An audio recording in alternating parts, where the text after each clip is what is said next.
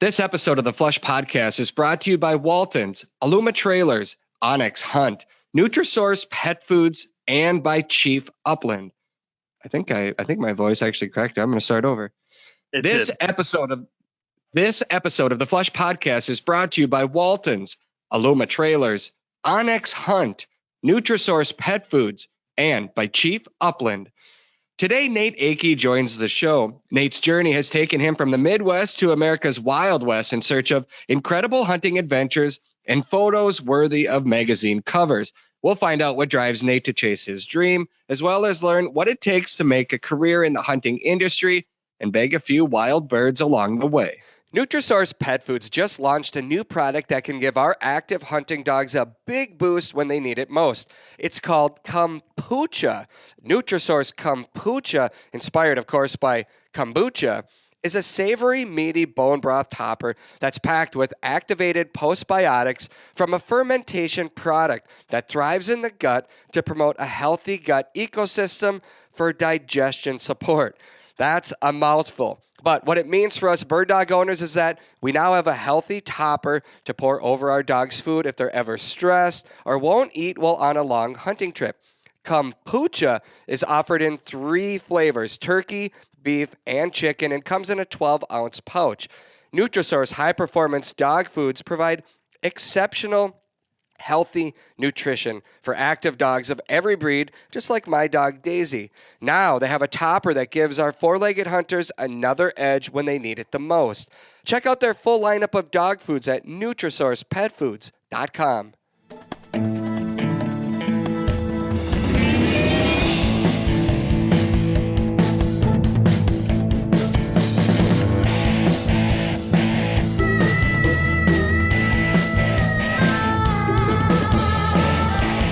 Welcome to another episode of the Flush Podcast. I'm Travis Frank. I'm your host. Brandon Morton is our producer. We are nearing the end of February.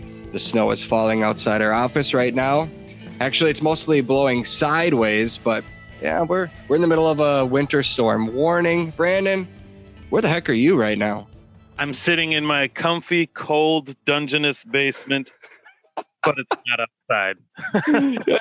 That's the best. Okay, so if anybody's ever questioned, or I should say if my boss, Scott, if you're listening, if you've ever questioned my commitment to this show, I just want you to know that I watched an SUV flip in front of me this morning on my way into the office while going down Interstate 494. It went in the ditch, landed on the roof, and I did watch the guy come out, and he was just kind of like, went through one of those OMG moments, and his hands went up in the air, and he was clearly okay. But shortly before I watched that SUV flip, I was at a stoplight, and this woman who was coming way too fast to make her turn at the stoplight came sliding sideways, and I did one of those no, as she was sliding sideways right at the front of my vehicle, and then she finally came to a stop about 2 arm lengths in front of me, and then she just sat there in the middle of the intersection for a little bit and kind of, I don't know if she cleaned her pants or what it might have been, but just like making sure everything was okay there. It's a bit wild out there today. So Brandon, you made the right choice. But when I heard you had some equipment at the office where you could do it remotely, I was like, all right, I'm in.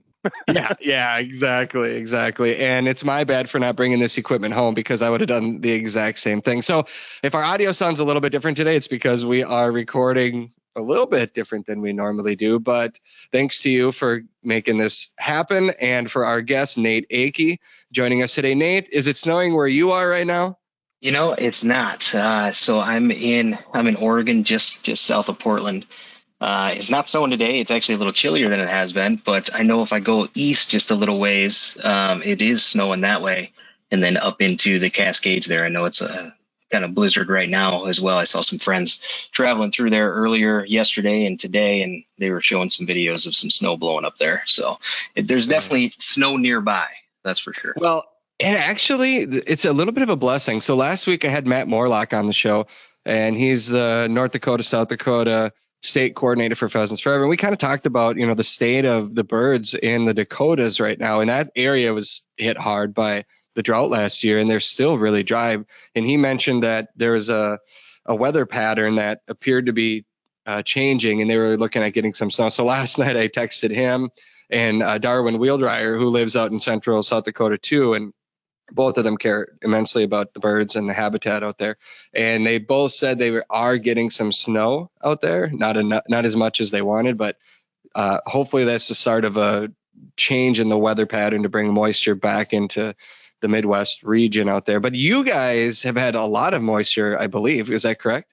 Yeah, from what I understand anyway, I know some people could speak on it a little bit better, but from what I could tell, we've had plenty of moisture.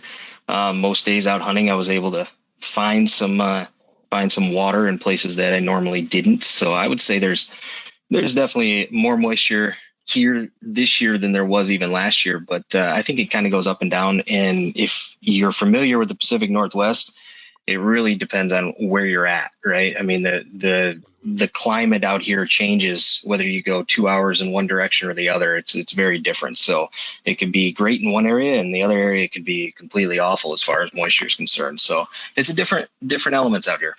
Gotcha. Well, we're going to dig into your story pretty deep here. But before we do, last week I shared the story about somebody taking my dog on the episode. Nate, I don't know if you listened to that, and that's okay if you haven't, but I did get some feedback from some of our listeners about that, as well as talking about a presentation I'm going to give at Pheasant Fest coming up in a couple weeks about raising a family in the outdoors. So one thing that I've enjoyed is interacting with our listeners and hearing stories, but there's some crazy stories out there, and I know there's a lot more. I'm just going to tell you a couple of them that came in.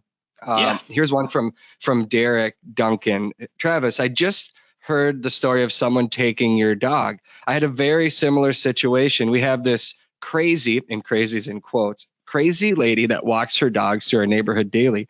One day, my kids were outside playing with our dog. He was a golden retriever. He's long passed. Similarly, he was trained to stay in the yard. The kids ran in the house real quick for a snack, and by the time they returned, he was gone. Not long after, I got a frantic call at work saying he was gone. I drove home and we searched the neighborhood, and no luck. As you can imagine, everyone was devastated. This is where it gets fun. That night, we got a call saying, I found your dog, but my daughter really likes him, so we are going to keep him. As you can imagine, the expletives began to flow freely. After the involvement of the police, we tracked her down, and lo and behold, it was the crazy lady. We got him back, but to my surprise, she has continued to walk her dogs past my house every day as if nothing ever happened. Love the shows, Derek. What the heck? Wild. I know, it's wild, Nate. Somebody took the dog out of my yard thinking my dog was lost. That's the essence of the story. My wife and I were in the hospital. My mom was watching our kids and our dog at home. And just to sum it up, she let Daisy go out in the backyard. Daisy likes to run around and stretch her legs a little bit. This guy happened to park in front of our driveway or in front of our yard, and she loves people. So she went to go check out what was going on. He took her. He thought she was lost. And it is ridiculous. It is. That's what I thought too. I was like, what the heck? So he had her for like an hour. And then he called and left me a message, and he said, I'll bring her back. Where do you live? And I told him, and then I was like, where did you find her? And he pointed, and I was like, dude, you took her out of my yard. Like, took her right out of the yard. Yeah. That's crazy. Yeah. And I'm finding this is not, I'm clearly not the only person. Here's another one. Doug said, listen to your podcast today when you talked about someone taking Daisy off your property, thinking she was lost. I'm so glad you got her back. Many years ago, I got my first pointer, got her as a pup. I had her for about 6 months. I would take her for walks regularly around my neighborhood after work. She was special, one, because she was my first, and second, because she was doing so well in training. Her natural ability made it so easy for me to train her. Then one day I came home and she was gone, completely vanished from my backyard. The gate was closed and latched. I never found her. Only thing I can think of is someone was watching me, followed me home, and took her out of my backyard. I was crushed for months. Nothing like that ever happened again. Many years and many bird dogs later, I still cringe. I mean, I can't even imagine that. Have you heard any stories like that, Nate, in your life? You know, I have my own personal story, actually. It goes way back to, man, I was in, I don't know, middle school, high school, but we lived on a lake kind of community in Michigan, and there was a lady. Once again, quote, we call her Crazy Carol. She actually, yeah, she accused me of letting the dinosaurs loose one day. It was interesting. Last name But Basket. right, it could have been. It could have Yeah. been. But no, in fact, we had a chocolate lab, and she was notorious for wanting to explore the neighborhood. She was everyone's friend, right? So she would find any way she could to get out the door before you could stop her and kind of take off. And it was a constant kind of grabbing her. She was born to run. But but one day when we were looking for her, I was out walking around like, where's this dog Ruby? And I came across Crazy Carol's house just as she was trying to put her in her van. And that in it was known throughout the neighborhood that she would take dogs. She always had like someone's dog in her yard leashed up, and it ended up being someone's from the neighborhood. And at that point, luckily I found her just then, because who knows, she could have taken her and done who knows what. So caught her just in the right moment. But yeah, that was an ongoing thing in the neighborhood I grew up in, which everyone thought she was kind of a little off, but dogs would go missing, and it kind of all led back to her. Would she give them back? No, like they would either be brought to the pound or something of that nature, and people would find their dog at the pound, and they'd say, well, how'd it get here? And they said, well, this lady, one way or another, and they kind of led back, and she had something against dogs in the neighborhood. So she would not only grab them out of your yard, but if they had ran off, if she got a hold of them, you may not see it again. It was kind of a bad deal, but come to find out, she had some schizophrenia or some bipolar disorder stuff. So things going on there. And I think that's ultimately kind of what led to the dog fiasco stuff. Dang. Yeah.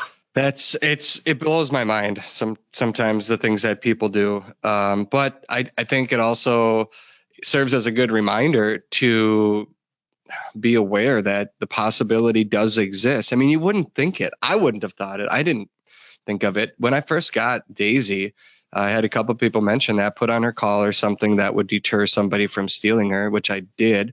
I think that's a great piece of advice. I think anybody listening to this podcast is not somebody that I would worry about stealing somebody else's dog. So my advice would be, and my dog, I mentioned this last week, it says needs daily meds on her collar. And the person that took her mentioned that in the voicemail when he called me. I see that she needs daily meds, so I want to make sure I get her back to you. Maybe this was just him being, a good citizen, thinking he was doing his best. I still wonder though why, cars in the driveway, people obviously home, why he wouldn't just knock on our door and say, "Is this your dog?" before putting her in his car and driving away for an hour. But anyway, she's back. Thankful for that. I've heard from other people too. Their stories are they don't end as well as mine did, but it just, I don't know. Also, another topic that I mentioned too last week, before we move on to Nate's story here, I talked about raising a family in the outdoors and my story with my kids. And this Arlen sent me a message, and I just feel compelled to read it because I think it'll relate to a lot of us. Travis, I was listening to the Flush podcast today and heard you mention your upcoming topic for the Path to the Uplands seminar at Pheasant Fest. I was lucky enough to have my dad, uncles, and their friends introduce me to the outdoors at an early age, instilling a respect for wild places and the joy of spending time outside. You mentioned on the podcast that you have taken your children with you on your outdoor adventures from a young age. I, too, have included my 3 boys in hunting and fishing trips from the start. I just wanted you to urge you to truly relish the time you get to spend with your children as they grow up, because there may come a time when they are ready to head out on their own. I found that once they get their driver's license, they're very anxious to head outdoors with their friends and put our teaching to the test. There seems to be a few years where it is better to enjoy the outdoors without dad tagging along. I thought I would pass this observation along to you so you can relish the time you have them under your wing in the field. P.S. Congrats on the new hunting partner, Arlen.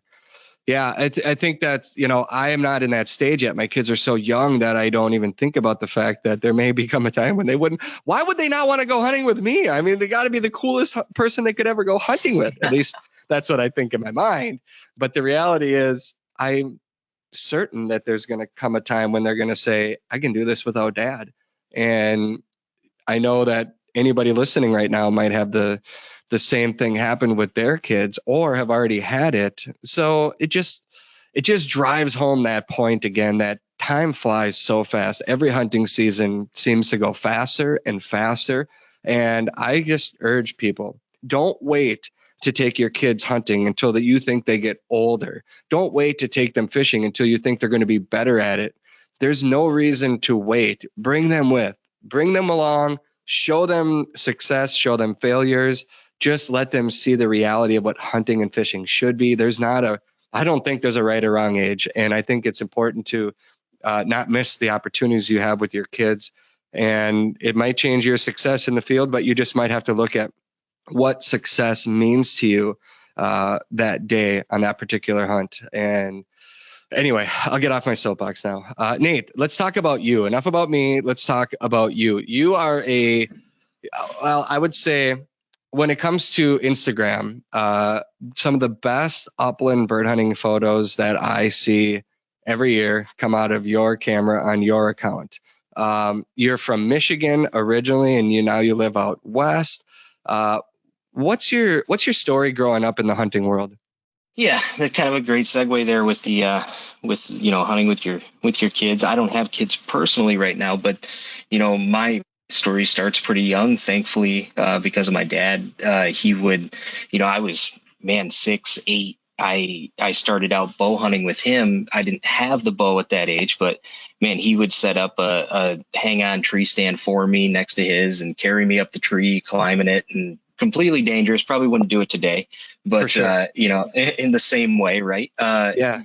On that same note, to just jump in, I remember climbing up, not even using tree pegs. My dad would use the branches, and then he would cut a couple branches and say, just sit on these branches, because he knew I didn't have to move around. But that was my deer stand, was to sit on the branches for 4, 5, 6 hours. Anyway, keep going.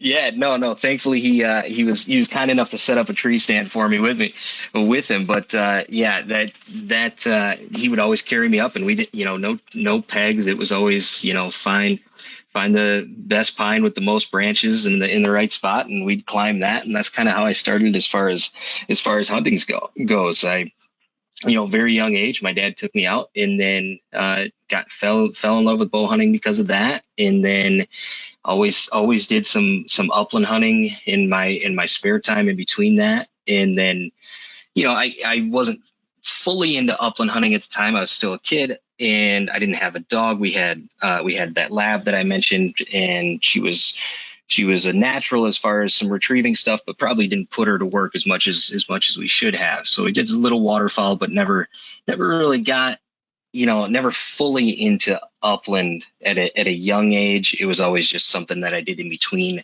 other hunting when I'd walk around with friends, and we'd just kind of hang out and see if we kick a grouse up or a woodcock, So that was kind of my intro, but definitely bow hunting for whitetail is where I got my start.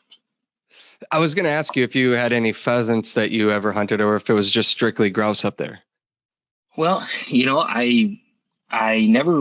I didn't go to preserves when I was younger and things like that. Obviously in Michigan, it's very limited on pheasant. There are still some wild ones over there in the Thumb, and I know they've done some introduction stuff over there, as well as kind of just some planting. They've started that. I don't know the full details over there, but I know there's some areas that they plant every couple months or every month or something like that now as an initiative to get more people out. But no, not a whole lot of pheasant hunting when I was younger. But then, as I got older, I would go to some preserves with some people. And then once I got the dog, obviously, I made my way west to hunt more pheasants and really get into some wild stuff. So that happened kind of after the dog, when it made more sense for me to head out there and put her to use. Well, so did you just randomly get a dog and then you turn into this upland hunting diehard that travels all over the country, or did you say what came first? How did this happen? Yeah. Kind of what came first was just a passion for hunting. The dog came when I was in grad school. And I got Tika from a guy in Michigan that also knew my advisor when I was in grad school. My advisor had two short hairs, and his friend, he was having a litter, and I decided, yeah, this is the best time. I'm in grad school and busy as hell, and kind of renting, and and it all made sense, right? So I got a short hair, and then I realized, man, I've never trained a dog for pointing. And that's when I started diving deep into what I need to do to train this dog and get it prepared, which led me to NAVHDA. And man, I fell in love with the group there, fell in love with just watching the dog grow and seeing the communication that has to happen with the dog to get it to do the right things. And then that, ultimately, the dog is what led me further, is kind of how that happened. So I wanted to see Tika is her name. I wanted to see her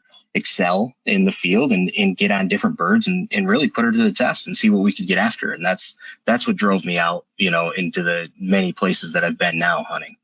Gotcha. Tika is a beautiful dog. I've looked at her and I'm like, gosh, my next dog, I think I want to look just like that. She's a German short hair pointer, correct? Yep. And she's a looker. Yeah, she is. When you decided to get a dog, why did you go that route, German short hair? Well, I'd like to say I did all the research and said, this is what I want and this is why and everything else. But it really just came down to, once again, my advisor had two of them. I'd heard great things about them. I wanted a hunting dog. And I've always done waterfowl, and I've always, like I said, walked in the woods and kicked up grouse and woodcock. So I wanted a dog that could do both. I knew that they could. And I was like, yeah, I'm in. Let's do this. Let's get a dog so I can utilize her for all these different things. How did you end up at NAVHDA? So that happened. Speaking of podcasts, right? We're on a podcast.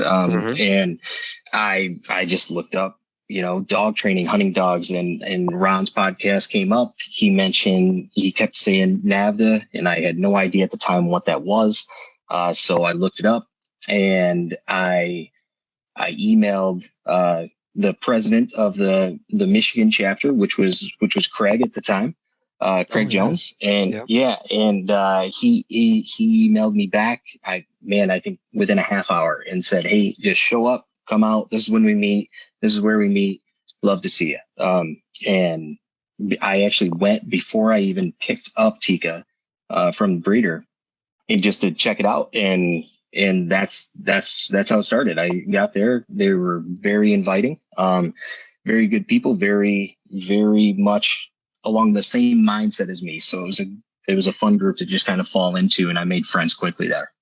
Very cool. Did they have advice as to how you should start training your dog? Well, I think you go there, and so there's one misconception I'd say with any NAVHDA group. When you show up there, everyone is willing to help, but everyone's only willing to help as much as you're willing to ask for help. So it really comes up. It's up to you whether or not you want to gain that advice. But yes, a lot of them had advice on how to start, because I asked a lot of questions. I wanted to know, and these people had done it. Now I'll say, I asked those questions of all those people, and to say that there was a one answer trend would be wrong. I mean, everyone had a different idea on how to do it, and I think everyone's idea ultimately worked for them. And all it gave me was just a knowledge of ways to start, and then use them accordingly as I saw with my dog, which was great. But it wasn't a yep, this is how you do it kind of thing. It was this is how I did it sort of thing. Right. There's so many ways to work with your dog and to train your dog that sometimes I think it can be intimidating for some people. Sometimes it may be frustrating a little bit because the time it takes to see the process play out can be a while, and then it makes you question in your mind, am I doing the right thing here? Have I made mistakes? And so you mentioned having those people at NAVHDA that you talk to and ask questions. I think for me personally, when I was going through the training process with Daisy and watching her just want to run 750 miles, at one straight shot, and I'm like, what in the world am I doing wrong here? And I'm seeing everyone else's dogs, and I just kept being reassured, just keep doing it, trust the process, it'll come. And now I can speak to that, but in the moment, and when it's happening, you're just really wondering if I'm doing the right thing or not. How often did you go back to those people, or did you have a regular, did you make friends there that you just stayed in touch with while you were training? Yeah, well, I mean, we met every Wednesday. So that always helped, and it was up to you whether you wanted to go. For me, It became the most enjoyable thing. Also, an excuse to get my dog out when obviously schedules get busy, life gets busy. It gave me a scheduled thing on the calendar every week to say, okay, I'm working with my dog for sure this day, and that's how it started. And then as I kind of dove into the doing the field tests, I would, now I'd go like every day and I'd meet up with other people, and we were getting our dogs at a different level than just kind of introduction stuff. But, going back to what you're saying, as far as starting early on, I think a lot of people do kind of what you're saying. You look at other people's dogs and you say, well, why isn't mine doing this? Why isn't mine doing that? And I think it's a good reminder to tell people that when you're training your dog, kind of focus on your dog. If you watch everyone else's, you kind of get into this mindset of why isn't mine? And a lot of it just comes down to keep being persistent, be as consistent also with your dog as you can. And everyone's dog is at a different level. Everyone's dog learns differently. And in that comparison that we kind of all naturally do, sometimes actually does a disservice to your dog. So just focus on your own and keep the work up that you're already doing. That's great advice. How old is Tika now? She'll be 6 here in May. So she's definitely more relaxed than she's ever been, like we talked about before. But she's come into her own. She's kind of a dog that has structure now. She's still in bed right now. Like I said, she has that off switch in the home, which is awesome. But when we get out in the field, she knows her job. But she's still very trainable, which is another thing that I've learned, that a lot of people, they say old dogs can't learn new tricks, right? But I would completely disagree. She's not old. She's right in her prime. But as she's gotten older, she's just been able to pick up on things quicker. And part of that, I think, is her intelligence has grown. And then also my intelligence on how to communicate with her has grown quite a bit. Yeah, I've talked to several dog trainers, and they've all said the same thing, that you can't teach an old dog new tricks. Is just people being lazy and not wanting to work with their dog that might not be a puppy, and they just accept the bad traits and they say, well, it's just who that dog is. Well, no, that's not true. You can train a dog at any age and they will learn. They want to learn. That's how the canine world works. So that's a lot of good advice. At what point did you see Tika, like all of your work just really come to fruition? She is just doing she has hit her prime. Yeah, I think so. It couples with a trip that I took. Well, basically my trip out west here. We had just trained in Michigan all summer for the utility test. We were getting ready for that. We had that in August, not this last year, but the year before. And she, through all of that training, was doing well as far as what the test requires. And then we got a prize one. And then from there, I actually made the move out here to Oregon. But as you know already, I took a couple weeks to hunt with Tyler and Brent and a bunch of those guys in Montana, and then a little bit in North Dakota as well. And I think midway through that trip, because of all the training, all the intense training throughout the summer, and then putting her on those wild birds, man, everything just kind of came together in that moment. And since it's been, when we're out in the field, we're together, we're a cohesive unit. She understands what I expect, and I understand what she needs. And since then, it's all clicked. But yeah, that training into that trip, getting on a lot of birds is really when I saw her come into her own. And I think so she would have been, right around 3.5 at that time. Okay. Gotcha. Yeah. And when you say Tyler Webster is who you're referring to from Tyler Birds, Webster, Booze, and Buds podcast. Tyler is a great mutual friend of both of ours. And obviously he lives in some of the best bird country in North America, up in Northwest North Dakota. And I think, like I've hunted with Tyler, you've hunted with Tyler. You start to go on these adventures and you hunt with some people, and he's just somebody that has so much experience out there, and he's around so many birds all the time that if you go hunt, like when you go hunt with Tyler, it's going to be a trip that you're going to remember forever. Have you ever been on had a bad hunt with Tyler? Trying to think. I feel like, well, overall, no. Have we had some days that were a little rough? I would say, I think that first couple days sage grouse hunting with him in Montana weren't rough for me. I got one within an hour, which was great. But they were rough for those guys because they hadn't gotten on the birds. We had split off and just hadn't found any. And there's one thing about Tyler: when he's on a mission and it's not falling in his favor, he becomes a little bit irritable. And he was getting that way there. He was like, man, this is bullshit. He was kind of on edge. Like, we got to get this done. So it was funny to watch that, especially knowing I already had one in the bag, so I could tease it a little bit. Oh, that's awesome. So what have you learned hunting with Tyler in your career?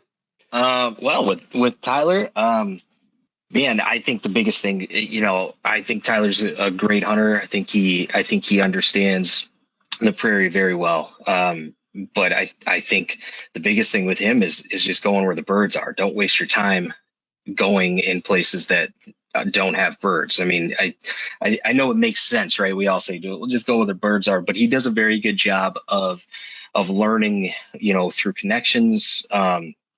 One day we hadn't got into those sage grouse, and we just went to a bar for lunch, and he bought a beer for the bar, and that's how he met people, and they ended up telling him, where we should go next. And that's ultimately how we got into another covey that he got his first sage grouse on. So, I think one thing I've learned from Tyler more than anything is that he's really good at those connections and using those connections to your advantage as far as where to go hunting. And when I say use those connections, I think he, out of the kindness of his heart, he's willing to kind of give back whatever he can in place of, some of that knowledge. So I think being kind within the community is one thing I've learned from him. And then also just being able to communicate with people and hunt with everybody.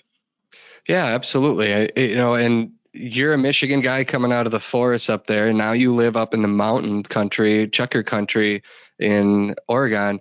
So taking what you've learned from those kind of hunting trips where you finally left Michigan and you went out west, I will just piggyback off of that. A lot of hunters in the West are after big game. That's just what they love to do. And birds become not something that, it's not that they don't care about them. It's just that they may not be pursuing them. And so a lot of information comes freely to locals if you're out there interacting with them, because they're just simply not hunting for them like we are.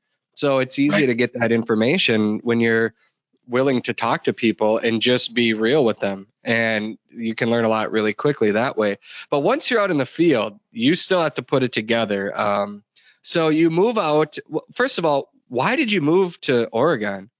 Yeah, it was actually for my wife's work. So she ended up getting a position out here. We had a few choices through what she does, and this was one of the options. And we both agreed that the Pacific Northwest would be a cool place to just go to and see and learn. It'd been a place that we hadn't experienced, and I had no idea about the bird hunting opportunity until after we had decided. Once we decided, I started looking at Oregon, and I was like, oh, this is there's some opportunity out here. So that made it a lot more interesting right away. And coming during bird season, it became, all I focused on early on there when I got out here. So, so ultimately it was for her position, but we've kind of set up shop here a little bit, and it's been a fun ride so far.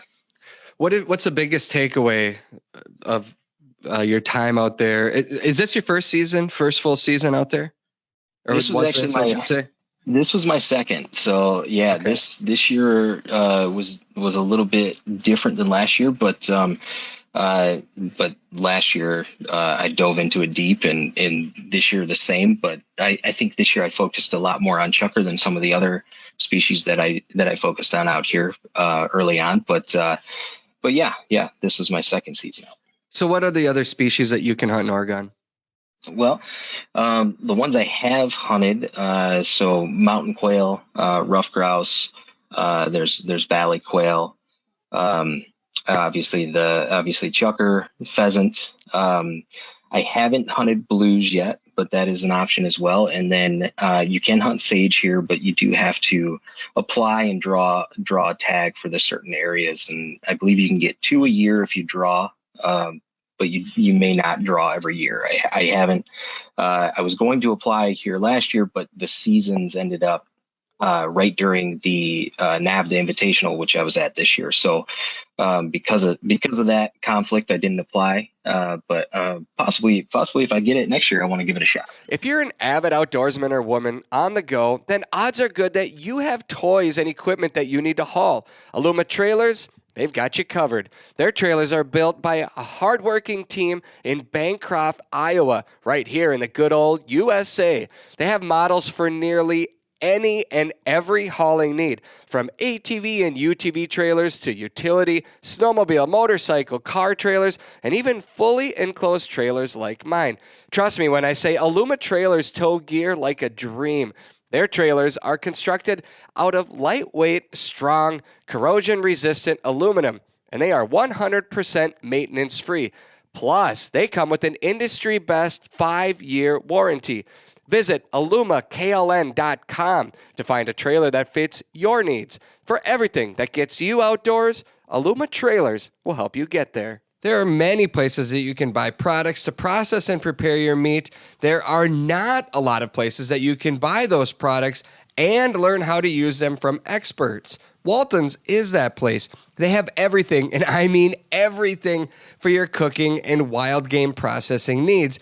Plus, they have the experts on staff to help you learn how to use their products to get the best results. John Tremblay hosts their Meatgistics podcast, live streams, and live chats, which are interactive learning tools for the meat processing community. From sausage making to smoking, recipes to seasoning, and so much more, they've got you covered. Walton's products ship the same day you order, and while they have nearly every brand you'd ever want to purchase, they also have their own line of Walton's grinders, mixers, stuffers, slicers, vacuum sealers, and so much more. Walton's, they have everything but the meat. What is the most popular upland game bird out there for other hunters? I would assume chukar as far as upland's concerned. I think grouse are definitely just a passive pursuit for most people out here. I think pheasant is probably second to chukar because the ease of being able to hunt pheasant as opposed to chukar. I wouldn't say that the numbers are near, the numbers of pheasants aren't near what chukar are, but the ease of hunting them draws more people. So there's that. And then I think quail is a pursuit for a lot of people as well. But definitely grouse is just an after. That's more of a, if you're elk hunting sort of thing, and you see one, you shoot one, or, if you're driving down a logging trail or whatever and you see one, then you might shoot one. But I know every time I've been grouse hunting with my dog, I've been stopped by a number of people in some of those areas, and they always ask, "What the hell are you doing?" I'm like, "Well, I'm bird hunting." And they go, "Why? Why are you doing that?" So it's kind of funny to be a grouse hunter out here, because people, as far as hunters and people in the area, they don't take it as seriously as some of us do, especially in the Midwest where I come from. Well, and that goes back to what I mentioned earlier too. You could talk to just about anybody out west and they're going to give you information about birds because they're just not interested in them. A lot of people aren't. Yeah, it's amazing that fact.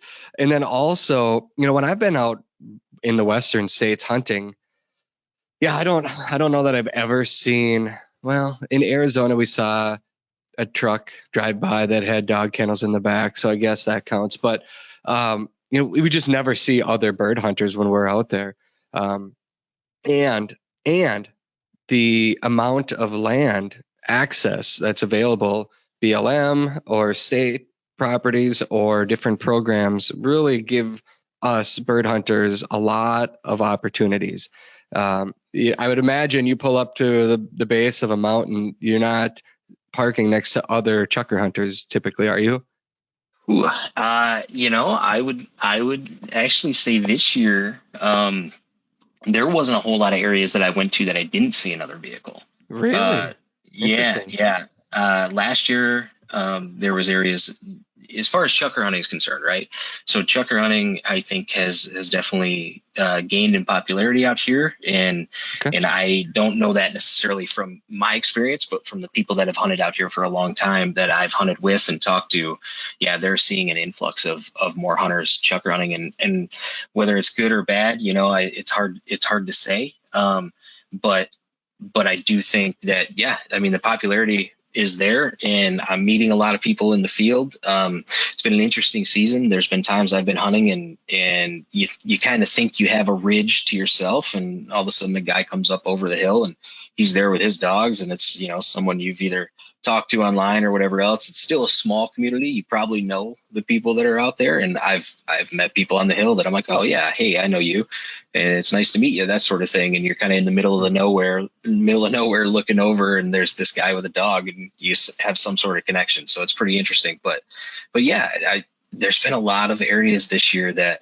I'm thinking of a hunt recently that I went on right towards the end of the season with Matt Harding. We met up and tried to do some hunting, and man, every spot we went to, there was a truck, and we had to kind of make do in a spot that we normally wouldn't hunt. And it was barely productive, but there was a lot of people that day, and I wouldn't have expected it the year before. Wow. So you say you don't know if it's a good thing or a bad thing. Why would it be a good thing? Why would it be a bad thing? Yeah, I think there's two opinions on that, right? Obviously, the pressure is the bad thing. People take that as a bad thing, and obviously everyone says, "Oh man, my spots are getting taken," and whatever else, and that's why people would say it's a bad thing. The good thing is, if there's more people hunting, more people pursuing the same thing that you are, there's likely going to be more support. I say likely because I think as a group, as hunters, we sometimes are quieter than we need to be. I think just because there's more hunters doesn't mean that they're necessarily speaking up for the things that we need to preserve and make sure aren't taken away. And I would just, I'd lean on that and encourage the people that are starting to get into hunting and those who have always hunted that, our voices need to be a little louder to make sure that we preserve these, so that if we do have more hunters, we're still making the right efforts to keep those hunting opportunities. Well said. Ron Scherer, the founder of our company, he has said to me multiple times that one of the downfalls of hunters and anglers, by nature, we go hunting and fishing to get away from the noise, to unplug, to get away from politics, drama, whatever it might be. But it also is a negative because we need our voices to be heard to make a difference out there. And it's true. It's true. I mean, we don't have enough of us standing up for the birds, the habitat, the wild places that we should, because we're out there hunting. We're getting away from it all. So, exactly. I fully agree with you on that. Nate, you spend a lot of time. Well, a couple of topics. Let me start with this one. Because you were in Michigan hunting grouse, you did not experience mountain birds, open prairies, big landscapes. what advice do you have for somebody that, because I've talked about chukar hunting on here in some of the western states, the birds out there, and it might be intimidating to somebody that wants to drive out and experience it. What advice do you have for somebody that says, you know what, fine, I'm going to do it. I've heard all this talk about it. I want to experience it. How would you encourage somebody to begin? Well, I think if they're nervous about it, obviously don't be. Come on out. Do exactly what you want to do whenever you have time. If you're, in my experience coming from the Midwest, it seems a little intimidating, but you got to be in decent shape. I think, we've all talked about it, and it does beat my ass on the hill, but there's ways to do it that it doesn't. I kind of am, outside of the norm, and I enjoy the physical aspects. So sometimes I push myself a little bit further than I should, and always want to go over one more hill and go on what we refer to as a boat ride out here, which is just a long walk, right? A long hike of lots and ups and downs. But you don't necessarily have to do that. There's ways to do it without doing that and still be successful. So, come out, experience it, see the places, and know that the places that it takes you are probably just as important as the actual success of getting the bird. But on top of that, as a Midwestern hunter, if you're a grouse hunter, I see a lot of overlap in chukar hunting and grouse hunting. And the reason I say that is because chukar, even though they're a cubby bird as opposed to grouse, they are very similar in the way they devise escape routes. When your dog goes on point in the grouse woods, that's when the chess game starts. You start looking for openings in trees, where that dog's pointing, where this bird could be, and you start trying to play that guessing game of where it's going to flush, so you can get your shot off in that area. And maybe 50% of the time you're right, 50% of the time you're wrong, and of that 50% of the time you're right, only 20% of the time do you connect on the bird or get the shot off. Well, when you come out chukar hunting, it looks very open, right? So it's not timber, it's not trees. It looks very open, like you're going to get a shot no matter what.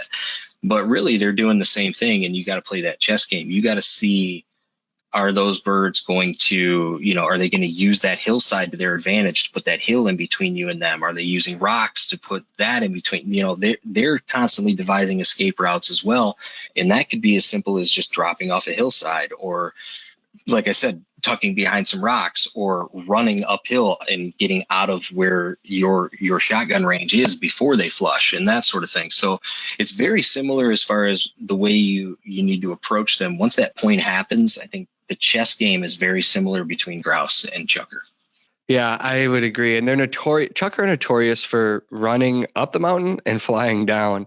And right. I remember multiple points where I didn't, I forget which state we were hunting, but I didn't take a shot at a covey rise that was on the side of this really extreme cliff, because even if I hit a bird, the chances of me finding it were so slim, because it was like 500, 600 foot cliff straight down. I'm like, I don't want a dog to follow. I don't know that I'll be able to get down there to recover the bird. It's very unique trying to take a shot at a bird well below you when you're used to hunting and birds getting up. And then obviously, knowing your shot too. So yeah, it's a heck of a game. When you hunted with Matt Harding, I hunted with him a couple of years ago, and I consider him kind of like an upland athlete, because he's like you just mentioned, where he just wants to push his body to the limit. Same with Travis Warren. They hunted together quite a bit. I know Matt moved, but yeah. I assume they probably still hunt together. Could you keep up with him? Yeah, no, I can't keep up with Matt. No, yeah, he moves up there. Yeah, he does a great job of covering. I don't know if his bird dogs are doing the work or if he is. Sometimes that's where I'm like, Matt, why do you get these dogs if all you're going to do is chase down the birds? But no, I can't exactly keep up with him. He's definitely an athlete in the hills, but we have a way. We've hunted together and talked enough at this point to where when we get out in the field, I may be a little bit slower in the hills, but we have a way of hunting together that works out real well. So, that's but cool. No, I can't. Him and then another friend of mine, Levi Day. Both of those guys are just fast. I mean, they glide over hills, which blows my mind when I'm sweating and struggling. But they do a great job of making their way through.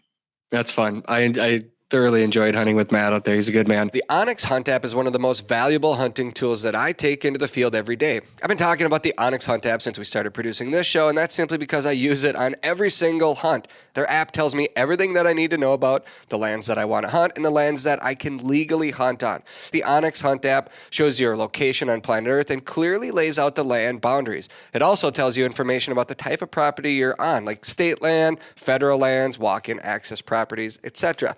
The app also has new features this year that show you the kind of crops that are in fields, which obviously is a big deal for us upland bird hunters. If you hunt grouse in the Northwoods, there's a timber cut layer to help you find ideal habitat. If you're planning to hunt North Dakota this year, then there's a very important layer that has been added to the app that lets you know if a property has been posted electronically. These are just a few of the tools Onyx Maps give us. And these maps can even be used in areas without cell coverage. From the palm of your hand, Onyx Maps always help you to know where you stand. For generations, bird hunters have hit the fields carrying some form of a vest or game pouch on their backs. Sometimes the vests rip, tear, and fall apart.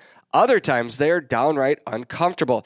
That's why Chief Upland designed a vest that's durable, comfortable, and fits your needs. Their new Upland vest is fully customizable to fit the size and shape of all hunters. Plus, you decide where you want to attach your shell pouches and accessories. Birds can be front-loaded into the game pouch, and they fit nicely in the back without sagging. That's a big deal because the weight disbursement on your back and shoulders won't tire you out, even with a full pouch of birds.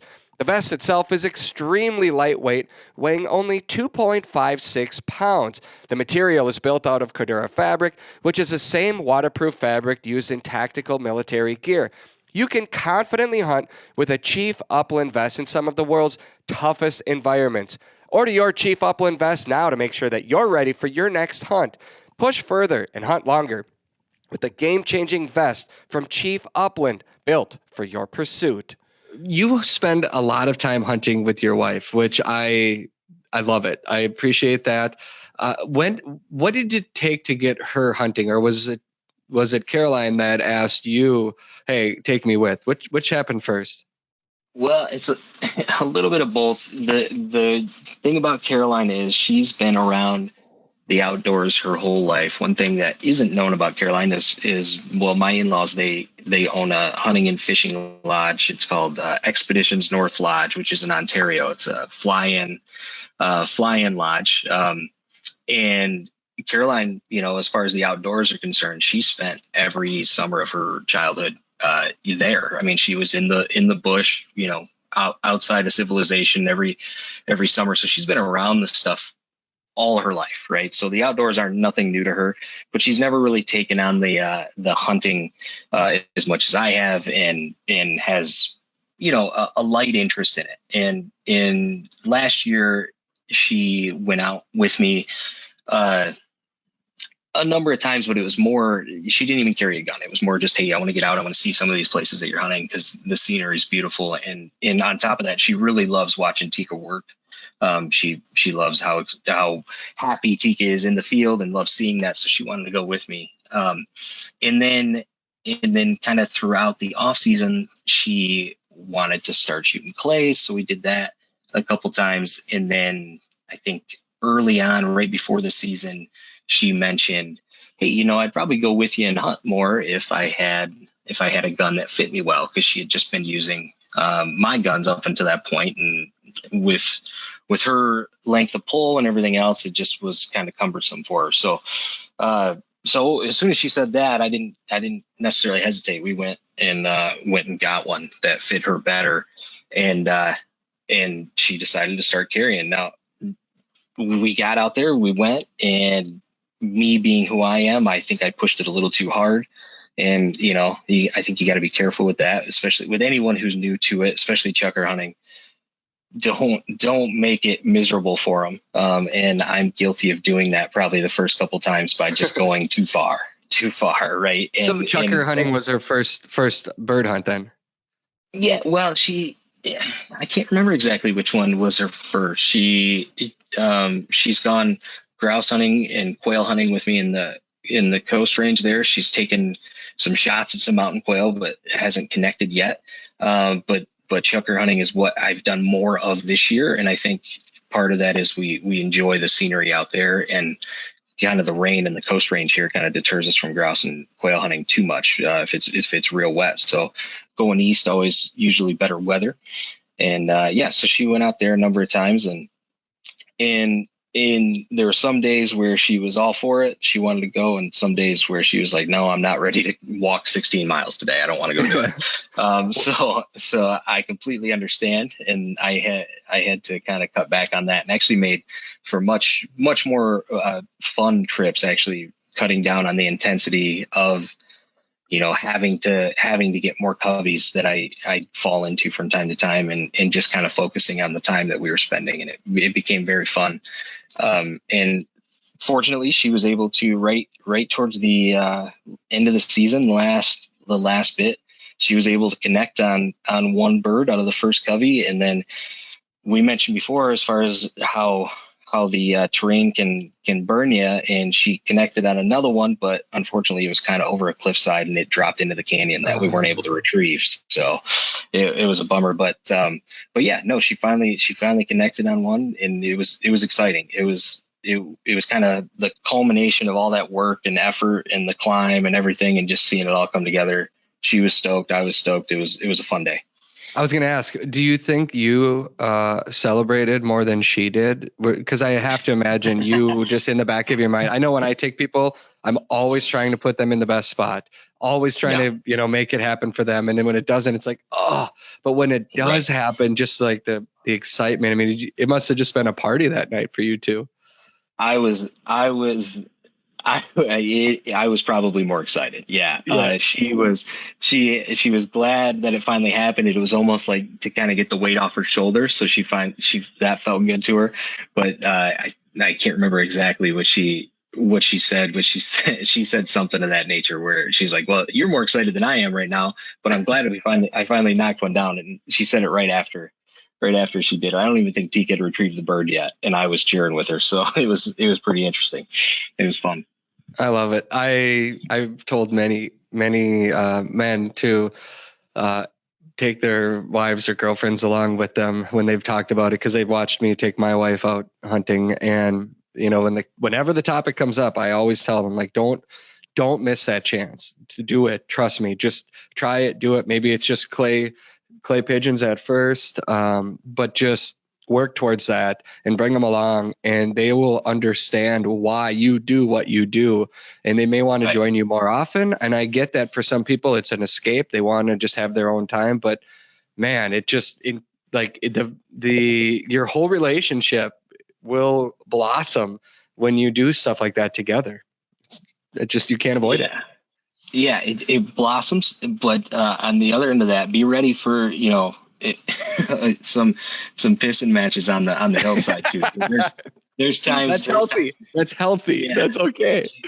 For sure. There's been times where she's been mad at me, and I'm notorious for going up and just kind of not looking at my watch, and before you know it, the sun's going down. It's beautiful, but we still got a 5-mile walk out of here.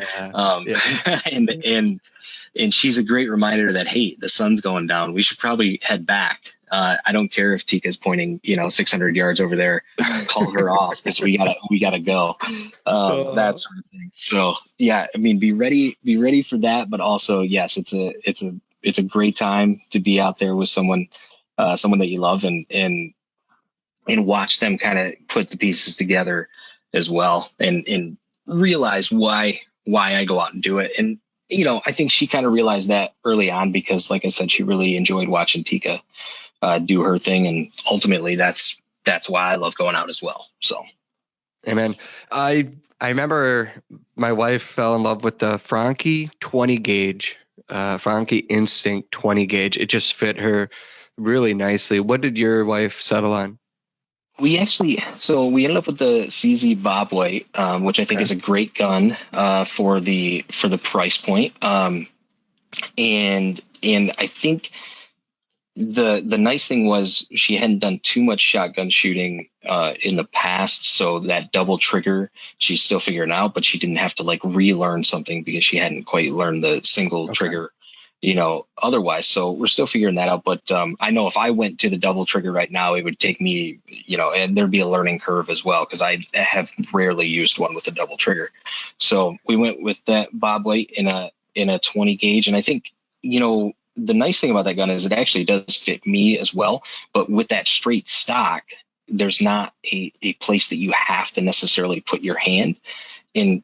And because of that, it fits her as well, just because the length of pull is just based on where she has her hand there. So it fits her well. It's a little bit shorter on me because it is a little shorter stock than what I'm used to. But I think it's a pretty universal gun because of that. But I would be interested in I think we're gonna maybe look at some other guns and stuff for her to see if we can get an exact fit and see how that works out too. Because obviously, with an exact fit, it's only going to make her better. Right. Absolutely. Yeah. I mean, just throwing it out there. I've taken several of my buddies, their wives have come out because my wife loves to shoot so much. So we go target shooting. It's kind of like a date. And I bring a couple different guns, the 828U by Benelli, the 20 gauge. They're both that gun and the Franchi 20 gauge. They're really lightweight, which is big for the girls. And the, right. The length of the stock too, but just something to think about. I mean, I recommend at least looking at those two guns if you're going to look at it for Caroline, but for anybody else listening too, just something to think about, if they do decide to bring their wife along. At the beginning of the show, I mentioned you have the best photos on Instagram of any bird hunter. At least I think they're just amazing. I always appreciate your work. And I was hoping or figuring I'd spend a lot of time on how you followed your dream into the photography world and how you've made it your, part of your career. And we've been talking, we have so much in common that we've been talking for almost an hour now. But I do want to get into the photography side because you've really taken off. Your skills are showing up all over the place. When did you decide to get into the outdoor photography world, and how did it start for you? Yeah, well, first off, thank you. I appreciate the kind words, and I hope they're right. And I think there's a lot of great people that are taking some great photos right now. I think there's a number of people that are starting to figure it out, and I'm seeing more and more every year, which is really cool because it adds to my creativity as well. So I get to see what other people are doing, and it kind of pushes me to do some more creative things also. So that it's really fun to see. But no, kind of my start with it. I've always, I started just with my iPhone, right? That's the biggest content producer out there. And I was taking some fun photos there. I have a friend back in Michigan that, his name's Eric, and, he was a photographer and did a lot of outdoor stuff. And I kind of reached out to him and I was like, hey, what should I grab here? I want to take some more photos in the field. I think my biggest draw at that point was I wanted to capture kind of those moments that in the field that really, really speak to us, things that we really remember. I love seeing the grip and grins. I'm where a lot of people don't, right? A lot of people are kind of like, no grip and grins. And I'm like, I want you to celebrate your prize. So I see that a lot and I enjoy that, but I wanted to start capturing more of the, kind of the in-betweens, those small moments that make it all come together. So I wanted to get a camera and start figuring that out. And I reached out to my buddy Eric, and he kind of filled me in. And I ended up with a Sony A6000 to start. And I still have, actually, I have my buddy or Matt Harding. He has that camera right now because he needed it as a spare. He has some other ones, but one of his went down, so he grabbed that from me one of those days. And but no, I started with that, which is a crop sensor, a little bit small. It's real lightweight for someone who's looking for a lightweight option out in the field, and it takes some really good images. And started with that camera and really just started shooting. Just taking photos as many as I could and figuring out lenses and figuring out different settings and capturing those moments, and I started putting them out there, and I got a great response, and that's kind of that helped obviously with me wanting to keep doing it.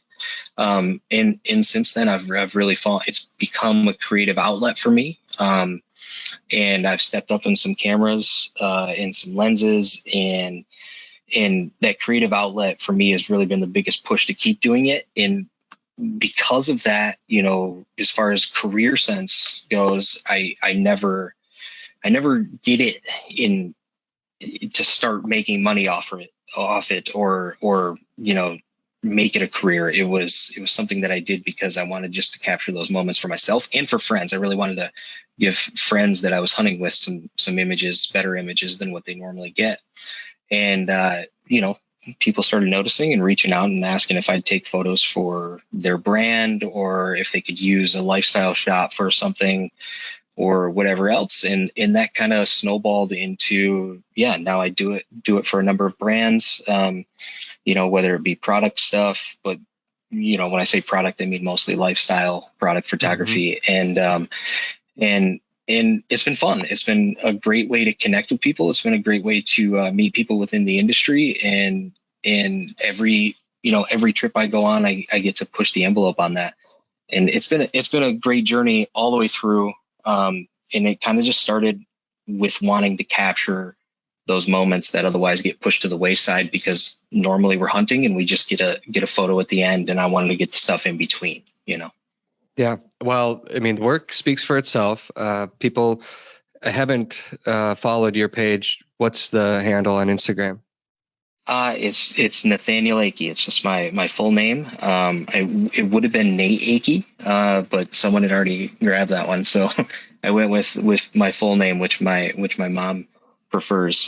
Nathaniel Akey is what it is. Well, at least you got that. I didn't realize how many Travis Franks there are in the world, because I couldn't get my own name either. When people a lot of times reach out, they'll say, how did you get where you got, or to get like the job that I do? And I don't ever have a real, I don't think there's ever, at least in this industry, you go to school, you do this, and then this step, and then boom, you're a marketing director or you're a television producer. It seems like everybody that I talk to has their own story, just like yours. I mean, you had this passion and you just did it for fun, and you don't always know where it's going to lead. So do you have any advice for somebody that says, I want to get into the outdoor world, I want a career in the outdoor world? How do I start? Yeah, I think the biggest thing for me, I've seen this term go around, but it's a connection economy as far as the outdoor industry, and the connections matter. And I think making connections with people within the industry already can be tough. It can be intimidating, things like that. But I think the biggest thing is just reaching out to people, make connections, and do it not. I think a lot of people look at it as I'm making connections, I'm networking as a business entity, but the best way to do it is just approach people that you already have a common interest with and talk to them about your interests, and make those connections. If you have a service to offer, it'll probably blossom through that. I think that's the biggest thing. And then, just if you're trying to make it within the outdoor industry, and it's hard for me to say, because I still look at it like, well, I'm working within that stuff, but I never feel like I've ultimately made it, right. I don't know where that line hits, I guess. But I think a lot of it just came down to meeting a lot of great people within the industry, and then I had a service that they enjoyed, they saw some value in, and I gave that to them. And then on top of that, I think once you are doing some work for people, the biggest thing is making sure that you come to an understanding with them, whether it's be photography or whatever else, that what you're offering, you can give that to them within the time, within whatever budget they have, and just making sure everything's clear on the table, so that when you do produce stuff for people, that they're ultimately happy with the results. And I think that's big. I think a lot of times I see people that want to take photography within it or whatever else, and they overpromise sometimes, and that can get them in trouble. So making sure that your deliverables are always within your means, and the customer or the person you're working with is happy at the end. That's great advice.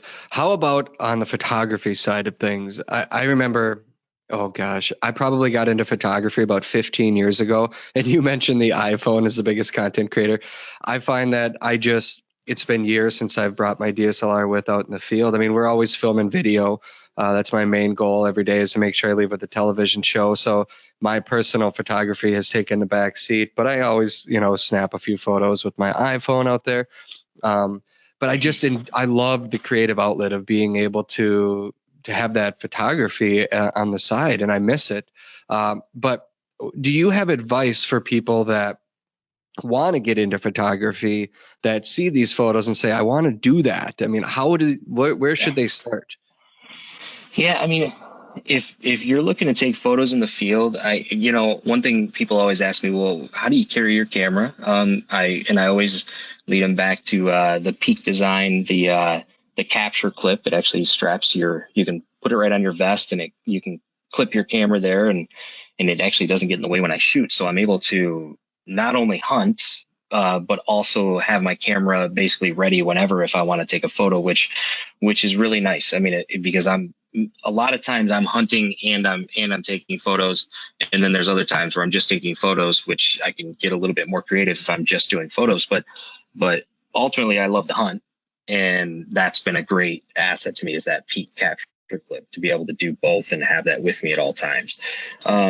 But the other thing is, I mean, if you're looking to take photos that are a little bit more creative, a little bit better, I think get creative with where you take them from. No angles. Be willing to get on the ground and take a photo. Be willing to get at the dog's level and take a photo. Make sure, if you're working with guns, that obviously you're not in an area where it's not safe. You want to still do that, but get in a different position than what's normally seen. And then, if you're looking at gear, a big line for me is creativity doesn't start until you use something for a purpose that it wasn't intended for.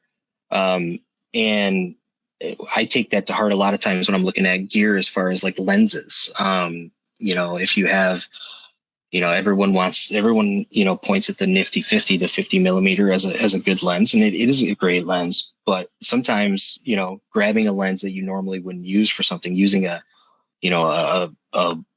big portrait lens for something as a lifestyle photography adds a different perspective. Or, using a wide angle for stuff when you're closer, that adds a little different perspective. That can make things a little bit more creative, which people that don't necessarily use a camera every day may not see it and notice like how you did it. But they're going to notice, even without knowing, that that's a perspective that they hadn't seen before, and that's ultimately going to draw them towards that photo. So being creative with the gear that you use and using it outside of what you'd normally use is another great way to have some more creativity into your stuff. Yeah, that's great advice. One thing or a couple of things to add to that, I've seen people that have gone out in the field and they, wanted to work on their photography skills. And then when we come back at the end of the day, I'm like, all right, let's take a look at what you've got. And there was this one lady in particular, and she had like maybe 25, 30 photos. And I was like, oh, whoa. In my mind, I was expecting 2,000, for the time that we took out there. And one piece of advice I had for her afterwards, I said, just press that button, try things, just take photos you don't think are going to work. Try zooming in, zooming out, tighter tights, wider wides, kneel down, take photos, hundreds of them, throw them away. It's okay. You're going to find by practicing and taking thousands of photos that you're going to come away with some that you never expected to like. Might be your favorite ones, but if you don't try, you're never going to know. And so she's like, yeah, that's true. And I was like, I expected you to come back with a couple thousand photos today. And there's like 25 or 30. And she's like, oh, really? I guess I didn't even think about that. And I was like, yeah, absolutely. What's the harm? There's no harm. So take a lot of photos, a lot. And I'm sure, I don't even know if you could count how many you've taken, but I'm guessing it's hundreds of thousands probably, right? This is gonna blow your mind. I don't take that many. Really? Oh, okay. Yeah. I know I'm going against. No, I completely agree with you. I think take as many as you can. And some days I kick myself because I didn't push the shutter enough. I think for me, it depends on the day. Am I hunting this season in particular? Right. I've focused more on hunting, especially going with my wife, and like you said, wanting her to finally connect on a bird. And I focus more on the hunting than the photography as much when I'm out there just for myself. And so I've taken a little bit less. The other thing is, as any photographer knows, the more you take, the more you got to edit, which can be good and bad. Yeah. But absolutely, I think take as many as you can, take as many in the moment. And when you see something that you like, take as many in that moment. That would probably be my biggest advice. If something catches your eye or something resonates with you while you're out there, if whether it gives you any sort of feeling that feels good, or you really like the way that looks, pull your camera up, take the photo, take a bunch in that moment, and you're going to land on one there. So I would say do it calculated when you're taking a lot of photos. If you were just to hold a camera at your chest and just hold that shutter all day, I don't think you're going to be happy with what you end up with, and it's going to end up taking a lot of your time. But in those moments that something really hits you and something that you really enjoy, I say push that shutter finger, get down in different positions, find different ways to capture that. Because if it makes you feel good there and you start capturing it, one of those photos is going to capture at least part of what you were feeling in that moment. And that's ultimately what you're trying to do, is tell that story with that photo. So in those moments, I say, yeah, definitely take as many as you can. Yeah, no, that's great advice. I think the last thing I would add to that too, and you maybe would agree, but you might find yourself appreciating some of your photos in hard to reach places. Like you get off the beaten path and get out there and find those great places. And at certain times of the day when it might be painful to wake up at 4 a.m., but you're watching sunrise and the colors in the sky, and just your photos pop versus a midday shot. Or, a lot of people love the sunset photos too, but where you're at, finding those places and being willing to have your gear there ready at those times when the skies and the colors are just indescribable. Right. Yeah. I think the biggest thing is if you're going out and you're going to be in those cool places, have your gear with you, because you don't know how it's going to end up as far as that's concerned. And yes, being able to wake up early and get those sunrises that early, those golden hours, right? Morning and at night are great for lighting. Harsh lighting is always hard to edit afterwards, but you can with the right settings. And I, it's fun to see what you come up with in all of those. And I think as you start shooting, you figure out where you're comfortable at as far as lighting to shoot. And then the other thing is, when you're doing stuff like lifestyle in the field photography, you don't get to choose the light. So you have to work with what you got. So don't be afraid to take the photos anyway and see what you come up with.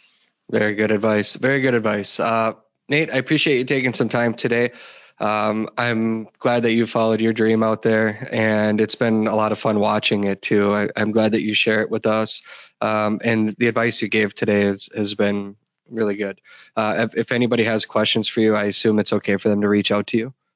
Absolutely. Reach out. Love to talk to everybody about anything, and hopefully I can make some new connections along the way. That sounds good. Well, keep up the good work. We are out of time today. I will be back next week. We've got more information about Pheasant Fest coming up. I want to share that with you. So quite a bit of information there. If you're looking to watch some bird hunting right now and you need a fix, you can head to our YouTube channel. New episodes come out every week. We're still posting new ones from our current season. And then before you know it, we will have new episodes airing again on the Outdoor Channel. We're working on them right now. We've got mountains, we've got prairies, we've got forests, we've got oceans. We got everything this year. Well, not everything, but we're trying. We're trying to keep a mixed bag of birds and keep you entertained and educated, just like we're trying to do on the podcast here. So hope you'll join us next week. I'm Travis Frank, reminding you to take the time to introduce someone new to the field.